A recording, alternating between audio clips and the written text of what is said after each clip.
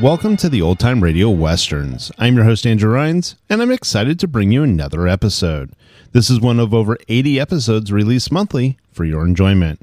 You can find more Western shows at our website by going to OTRwesterns.com. Now, let's get into this episode. By special recording, General Mills, makers of Cheerios, the oat cereal ready to eat, and Wheaties, breakfast of champions, presents The Lone Ranger.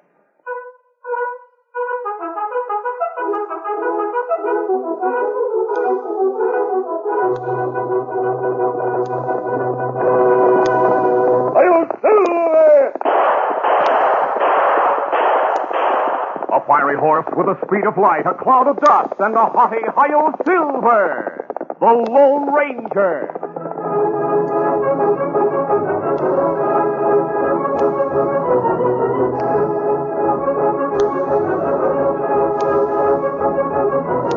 With his faithful Indian companion Tonto, the daring and resourceful masked rider of the plains led the fight for law and order in the early western United States. Nowhere in the pages of history can one find a greater champion of justice. Return with us now to those thrilling days of yesteryear. From out of the past come the thundering hoofbeats of the great horse Silver. The Lone Ranger rides again. Come on, Silver. Let's go, big fellow. Hi-yo, Silver. Away!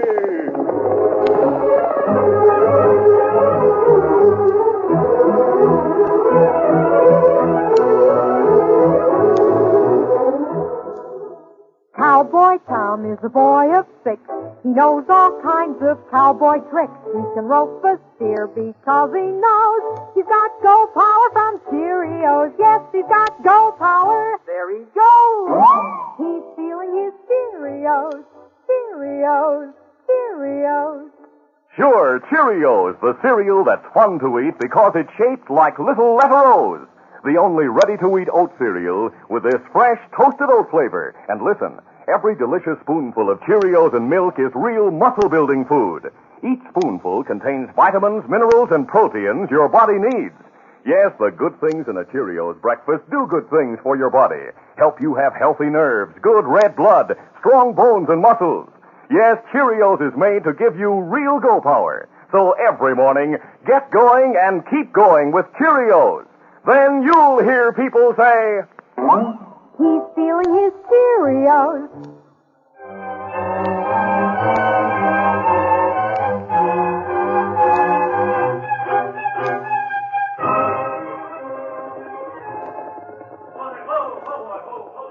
Carl Anson, outlaw leader, looked up expectantly as one of his men entered the two-room settler's cabin, which was used as a hideout. Well, Jack, what brings you back from town such a rush? Two things, Carl.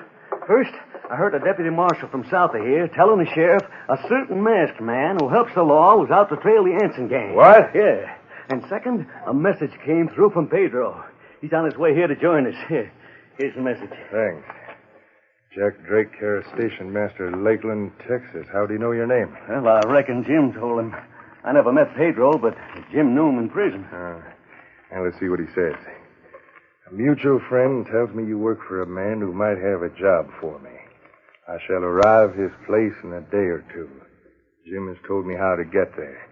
I'll bring a note from him to identify me. Pedro Janos. What about the masked man? I know all about him. Rides with an Indian. Uses a big white stallion. The Indian rides a paint. They're getting on our trail. We'll have to do something about it pronto. What can we do? I doubt if they've arrived in this territory yet. We'll fix it so that when they do arrive, they'll run into trouble. How? I'm tall like that masked man. So it's up to you to get a white horse and the paint along with an engine. After that, I'll tell you and the others my plan.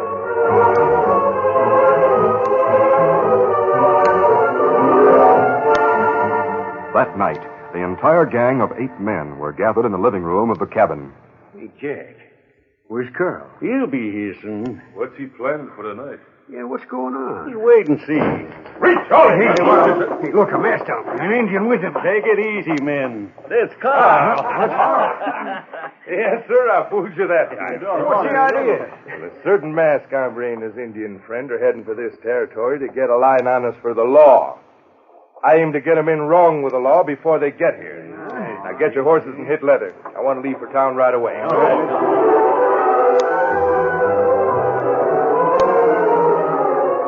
Later that night, the express clerk in Lakeland looked up as two figures entered. A masked man and an Indian. Reach, mister. This is a hold. I'm reaching. Tie him while I keep him covered. Me tie him tight. The Indian quickly tied and gagged the clerk. Then he and Carl emptied the safe of its contents. As they were leaving, Carl made sure to open the door wide a moment so the white horse and the paint were in the clerk's line of vision. So long, mister. By the time somebody finds you, we'll be far away from here. Come on, Indian.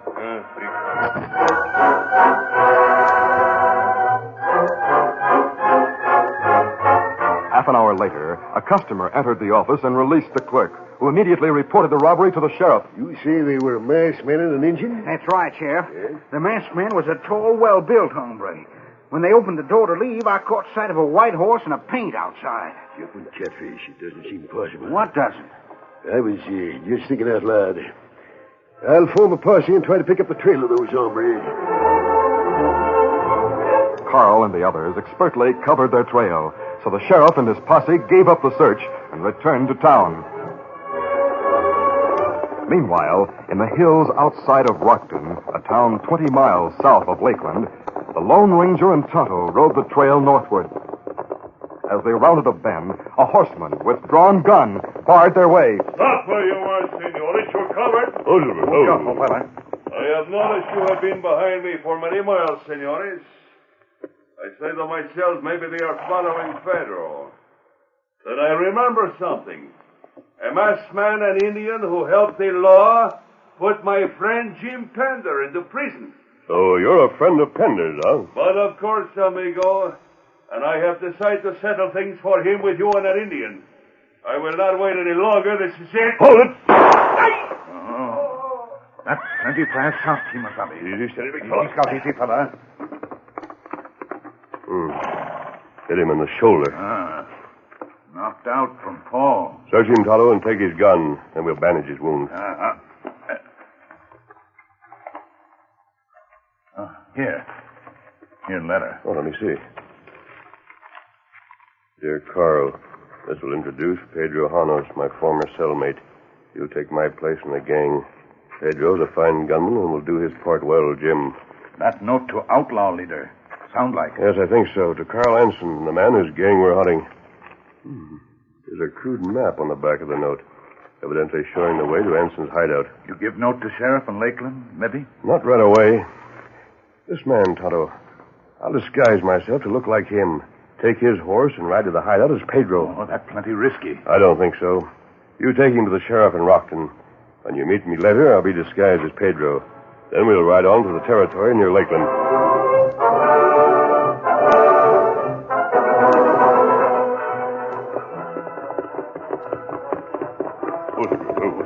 The sun was setting when the Lone Ranger, without his mask and disguised as Pedro, stopped on a low ridge overlooking the hollow in which the hideout cabin was located. Tonto went with him to get the location of the hideout. That must be the cabin, Tonto. You take Silver to the grove we saw and make camp there. I'll learn all I can about the gang, then I'll get in touch with you, and we'll notify the sheriff. Me be waiting. Easy, steady, big fella.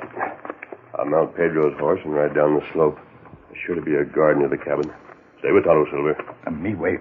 See if you get by guard. Easy, steady, boy. Do I look enough like Pedro to pass? Disguise plenty good. Take care of Silver, and adios. Come on. Tonto waited among the trees on the ridge with Silver and Scout as the Lone Ranger leisurely rode down the slope toward the cabin. The great horse Silver watched as his master rode toward the hideout and approached a gate where he stopped. A man appeared beside him, and after a moment or two, they saw the Lone Ranger dismount, and the two men walked toward the cabin. You can get past guard all right, and we go to camp. Come, Silver. Get him up, Scout. Tonto pitched camp after tying Silver to a nearby tree.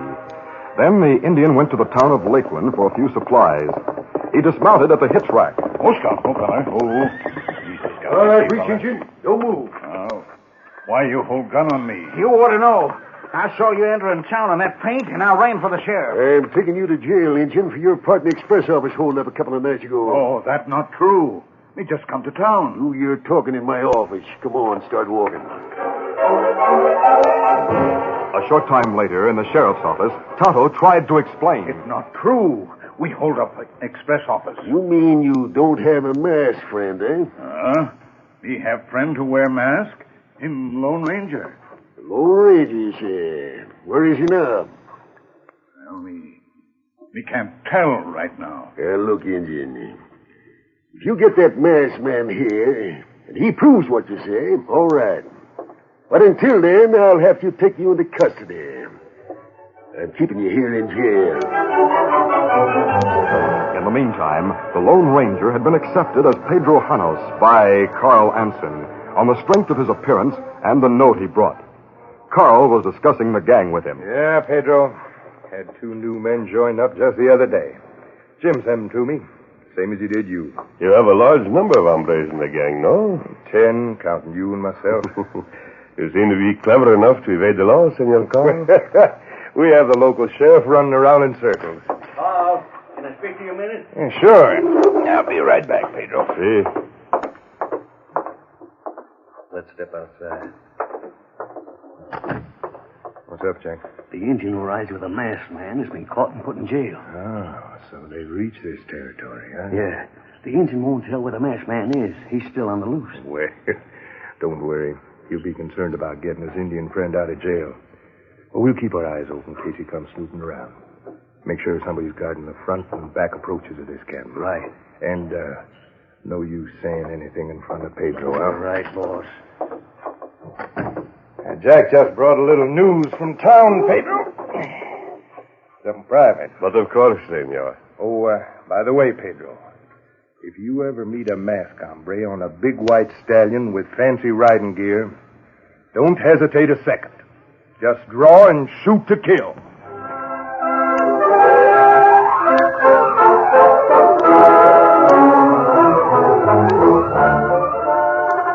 The curtain falls on the first act of our Lone Ranger adventure. Before the next exciting scenes, please permit us to pause for just a few moments.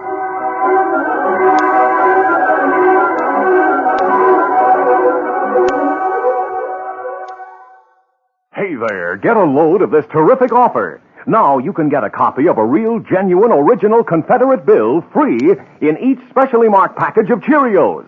There are 9 different bills in the whole set, ranging from $1 to $1,000. And each bill looks so much like the original Confederate bill, you can hardly tell the difference.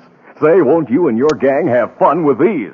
As I said, 1 bill comes free with each special Cheerios package. No waiting, nothing to send in. It's right at your grocer's.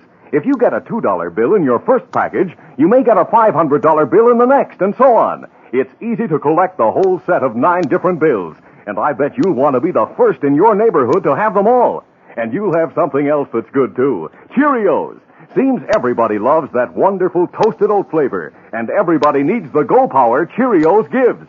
Remember now, inside each special Cheerios package, there's a copy of a real, genuine Confederate bill. Start collecting yours today.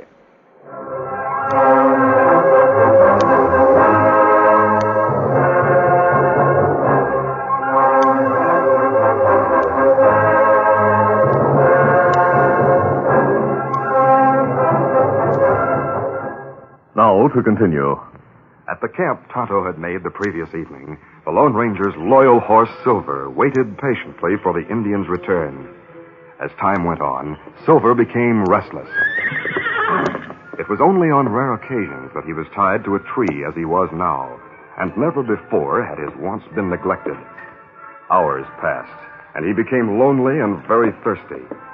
Whenever he heard distant hoofbeats, he lifted his ears expectantly. But Tonto and Scout didn't return. And most of all, he missed the nearness and companionship of his beloved master. Morning came, and still the white stallion waited, alone. His love and trust for the Lone Ranger was great, and he sensed that something was wrong. He had been trained to wait patiently at times, but this was different. Finally, Silver's desire to find and be with his master was more than he could suppress. He gnawed at the rope which held him to the tree until it parted. Then, remembering where he had last seen the Lone Ranger, he galloped from the camp.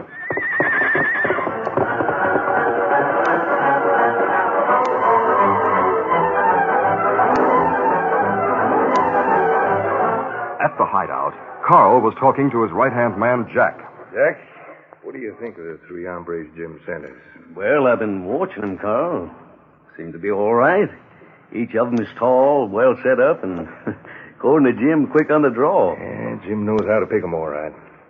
Well, tonight they get their first workout with the gang. What are you planning to do? Clean out the bank in town, and we'll leave this territory. Well, I'll join the others and tell them to be ready for tonight. Hey, look, through the window. What are you looking at? A big white stallion coming down the slope toward the gates. But nobody's in the saddle. The guard's stopping them at the gate. Let's go out and look them over.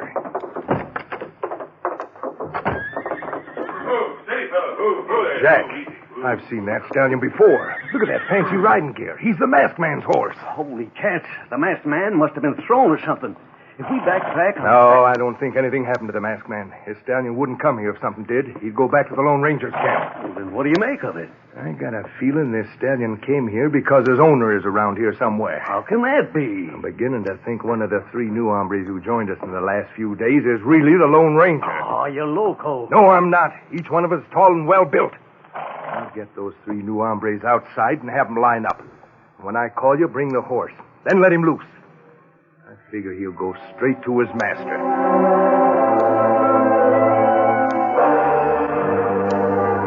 Meanwhile, at the town jail, Tonto thought of Silver tied back at the camp. Expecting to return immediately, he hadn't waited to unsaddle the stallion, nor had he fed him. He was deeply concerned, not only about Silver, but also because he realized the Lone Ranger might need his help. Finally, the Indian decided to take the sheriff into his confidence. Sheriff! Me talk now. Sheriff! You mean you tell where the Lone Ranger is? Me not tell before, 'cause him say wait. But me not wait longer.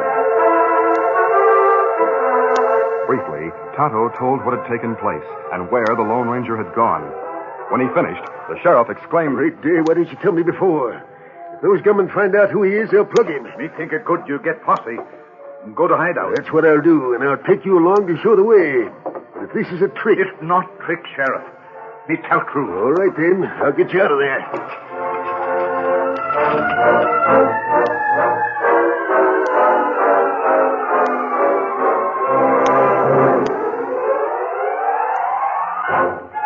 At the hideout, Carl entered the back room where the men were lounging.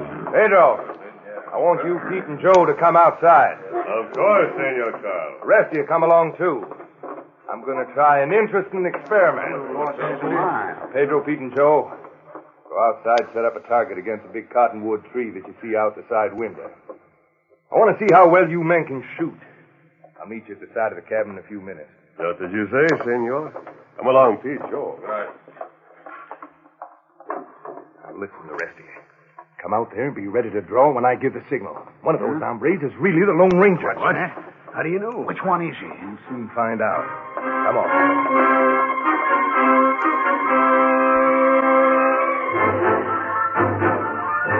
A few moments later, Carl lined the Lone Ranger and the other two new men against the west wall of the cabin facing the target.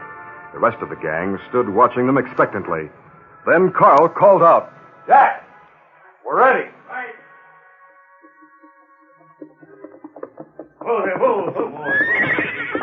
At the sight of Silver, the Lone Ranger realized what was about to happen. The great stallion was looking at his master and straining to be free as Jack and Carl held his bridle. The Lone Ranger tensed, but made no outward show of his feelings. Now, men, one of those three new hombres is the Lone Ranger who came here to help the law catch it. And this stallion is going to show us which one. Now, cover him, men, and all three of you reach. Go on, reach. This is strange treatment, Senor Carl. Think so, Pedro? Well, this stallion is mighty loyal to his master. And because of that loyalty, he's going to betray him to us. All right, Jack. Let him go. The great horse, little realizing that he was betraying his master by his loyalty, walked forward, and with a whinny of delight, nuzzled the Lone Ranger's shoulder. Hey, drove the one. Keep him covered. Well, let's gun him. Yeah, fill him with lead. No, wait. That's for me to do. I've waited a long time. And this is it. Hold it. No. Like lightning, the Lone Ranger drew and fired from the hip, wounding Carl in the gun arm. Get him! Before the men could shoot, the sheriff and his posse rode in fast, firing as they approached.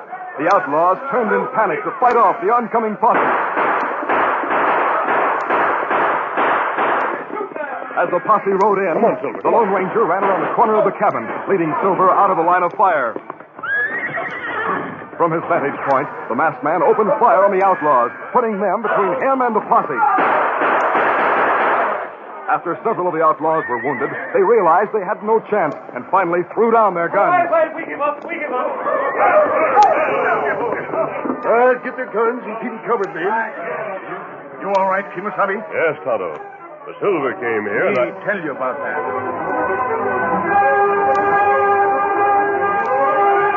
Tonto told the Lone Ranger what had happened and how he had finally decided to tell the sheriff about the Lone Ranger's plans. It's a good thing you did tell the sheriff, Tonto.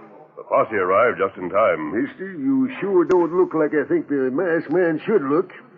How do I know that you're the Lone Ranger? This letter signed by the governor will identify me, Sheriff. Here. Let me see. Yeah.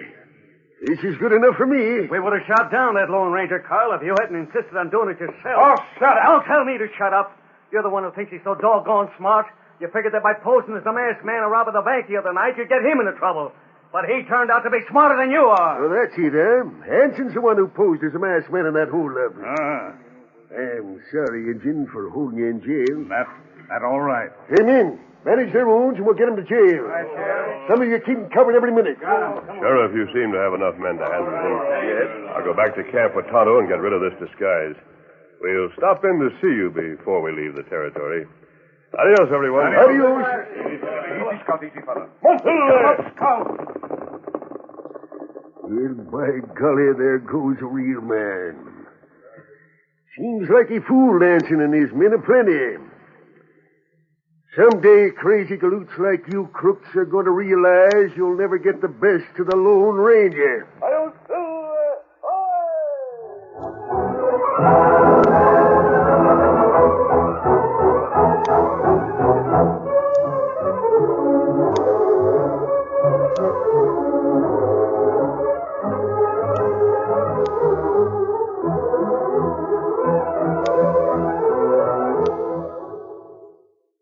Champions are made, not born. Yes, sir. Get on your way. Get on your way. Get on your way with Wheaties. You'll never get discouraged if you keep in mind champions are made, not born. Let's see how Tom Fears, pass-catching end for the Los Angeles Rams, got on his way. At 12, Tom played football a lot, and many a bump is what he got. But he kept trying, never quit. And here's what helped to keep him fit. He ate his Wheaties every bit. Today, Tom sparks those touchdown drives. It's Wheaties still on which he thrives. Wheaties to Fears. There's a pass combination that's been clicking steady now for 19 years. Real energy in Wheaties. There's a whole kernel of wheat in every Wheaties flake. Okay, Tom, snag that pass. Hey, hey, hey! He's on his way, on his way. He's on his way, on his way. Get on your way with Wheaties. 'Cause champions are made, not born. Yes, sir. Get on your way. Get on your way. Get on your way with Wheaties. Breakfast of champions.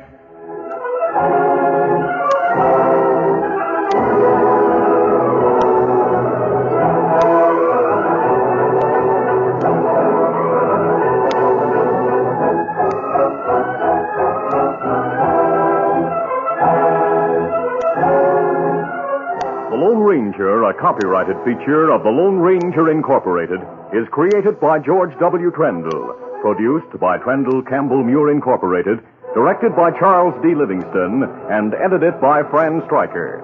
The part of the Lone Ranger is played by Brace Beemer. Your announcer, Fred Foy.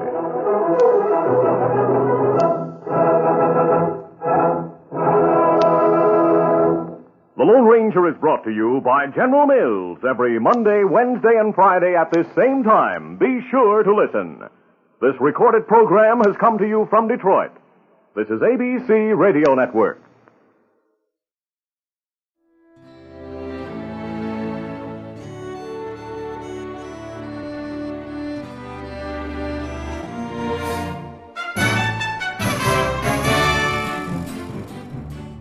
This has been a presentation of OTRWesterns.com, and we hope you enjoyed. Please take some time to like and rate this episode within your favorite podcast application. Follow us on Facebook by going to OTRWesterns.com/Facebook, and subscribe to our YouTube channel by going to OTRWesterns.com/YouTube. Become one of our ranch hands and unlock some exclusive content. We want to thank our most recent ranch hands, Steve, who joined us recently. You too can join by going to OTRWesterns.com/donate. Send us an email, podcast@OTRWesterns.com, and you can call and leave us a voicemail, 707-986-8739. This episode is copyrighted under the attribution non-commercial share-alike copyright. For more information, go to OTRWesterns.com/copyright. Have a great day, and thanks for listening.